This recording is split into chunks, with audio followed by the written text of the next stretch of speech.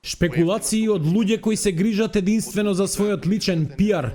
Вака првиот човек на регулаторна комисија, Марко Бислимовски, ги нарече обвинувањата дека во сметките за струја е воведена нова давачка.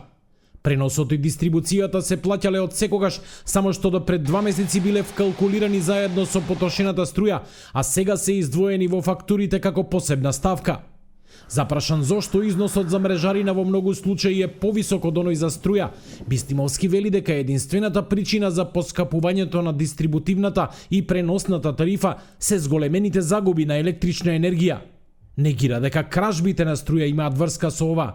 Кражбите на електрична енергија не се земаат во предвид и не се признаваат и тие идат на грбот на операторот на дистрибутивниот систем на електродистрибуција и на универзалниот снабдувач на Евана Хоум, бидејќи ние калкулираме со 100% наплата.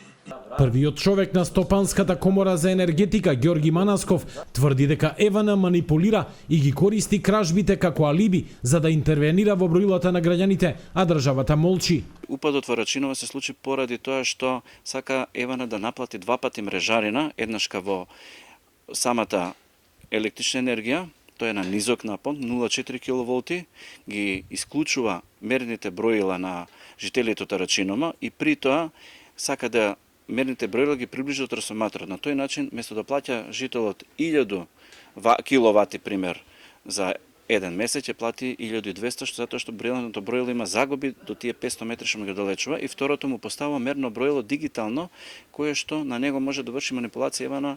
Голем број граѓани деневиве се пожалија дека добиле сметки во кои преносот и дистрибуцијата е поскап од потрошената струја.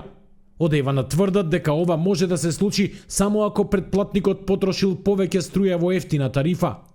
Поради како што ги нарекоа манипулациите на Евана, од Комората за енергетика најавија протест на кој ќе побараат државата да му ја одземе лиценцата за работа на универзалниот снабдувач.